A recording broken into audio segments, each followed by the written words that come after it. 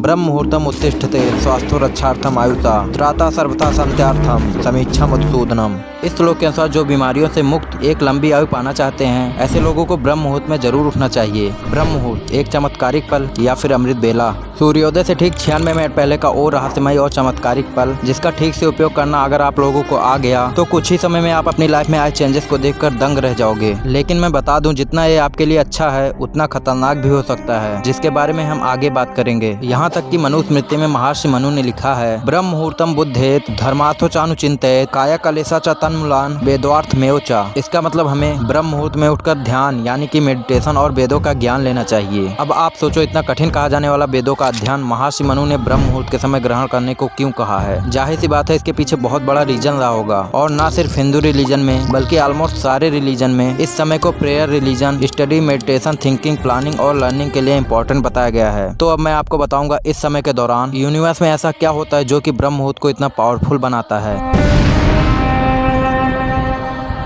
First है law of attraction, यानी कि जैसा आप सोचोगे वैसा ही यूनिवर्स आपको बदले में देगा। अब आप सोचोगे कि सोचते तो हम दिन भर हैं, तो इसका ब्रह्म मुहूर्त से क्या मतलब है? तो मतलब है, फॉर एग्जांपल, आप कुछ देर के लिए ऐसा सोचो कि हमारा यूनिवर्स एक मोबाइल टावर है और हमारा ब्रेन एक मोबाइल फोन। अब दिन के समय जब सब लोग जगे होते हैं, तब सब लोगों के ब्रेन यूनिवर्स में कोई न कोई सिग्नल भेज रहे होते हैं। सिग्नल से मेरा मतलब है थॉट। अगर आप ऐसे समय में कोई इंपॉर्टेंट थॉट यूनिवर्स में भेजोगे तो उस थॉट को रियल लाइफ में मैनिफेस्ट होने में बहुत ज्यादा टाइम लगेगा। लेकिन सुबह के समय ब्रह्म मुहूर्त के दौरान, जब ऐसे समय में सब लोग सोए होते हैं, तब यूनिवर्स का फ्रीक्वेंसी लेवल बहुत कम होता है और उस समय में सोचा गया किसी भी थॉट का रियल लाइफ में मैनिफेस्ट होने की संभावना बहुत ज्यादा बढ़ जाती है। आप खुद ही सोचो कि आपको ए प्लेस से बी प्लेस तक ट्रैफिक के दौरान जाना है या फिर सुबह के 4 बजे जाना है, तो किस समय आप अपनी डेस्टिनेशन तक सबसे पहले पहुंचोगे? जाहिर सी बात है, सुबह के समय। ठीक उसी तरह ब्रह्म मुहूर्त के दौरान यूनिवर्स में थॉट्स का लेवल बहुत कम होता है और इस समय में सोचे गए किसी भी थॉट्स का रियल लाइफ में मैनिफेस्ट होने के चांसेस बहुत ज्यादा बढ़ जाते हैं। इसलिए ऑलमोस्ट सारे रिलीजन में सुबह के समय यानी कि ब्रह्म मुहूर्त को इम्पोर्टेंट बताया गया है। सेकंड है कॉस्मिक एनर्जी, यानी कि विश्व शक्ति। हिंदू स्क्रिप्चर्स के अनुसार हमारी रातों को 4 कालों में डिवाइड किया गया है। अगर सूरज 6 बजे अस्त होता है तो 6 से 9 रुद्र काल। इस समय के दौरान हमें कभी भी सोना नहीं चाहिए। 9 से 12 राक्षस काल। इस समय के दौरान हमें कभी जगे हुए नहीं होना चाहिए। 12 से 3 गंधर्व काल, जिस समय हम सबसे गहरी नींद में होते हैं, और 3 से 6 मनोहर काल। इस समय के दौरान हमें किसी भी हाल में बिस्तर को छोड़ देना चाहिए, क्योंकि मनोहर काल के दौरान हमारे यूनिवर्स में कॉस्मिक एनर्जी यानी कि विश्व शक्ति का संचार सबसे अधिक होता है। विश्व शक्ति यानी कि ब्रह्मांडिक ऊर्जा हमारी यूनिवर्स को सुचारू रूप से चलाने का काम इसी कॉस्मिक एनर्जी का होता है, और ब्रह्म मुहूर्त के दौरान हमारा ये ब्रह्मांड बहुत अधिक मात्रा में कॉस्मिक एनर्जी देता है। अब आप खुद ही सोचो कि मनोहर काल के दौरान हमारे ब्रह्मांड में इतनी ज्यादा कॉस्मिक एनर्जी प्रेजेंट होती है और उस समय के दौरान किया गया मेडिटेशन इतना पावरफुल होता है कि आपको कुछ ही दिनों के अंदर एक नई शक्ति का एक्सपीरियंस होने लगेगा। आपके इंटेलिजेंस, कम्युनिकेशन और कॉन्सेंट्रेशन में इसका असर दिखने लगेगा, और इसीलिए ज्यादा से ज्यादा कॉस्मिक एनर्जी पाने के लिए साधु योगी ब्रह्म मुहूर्त के दौरान मेडिटेशन करते हैं। मेरा कहने का मतलब बस इतना है कि ब्रह्म मुहूर्त के दौरान हमारे यूनिवर्स में कॉस्मिक एनर्जी बहुत ज्यादा होती है, और उस समय के दौरान कंसंट्रेशन के साथ किया गया कोई भी काम, चाहे वो पढ़ाई हो या मेडिटेशन या कुछ भी हो, उसका रिजल्ट आपको एक्स्ट्रा ऑर्डिनरी ही मिलेगा। अब बात करते हैं इससे होने वाले नुकसान की। इस समय ध्यान दें कि आपको ब्रह्म मुहूर्त में उठकर नेगेटिव थिंकिंग नहीं करना है।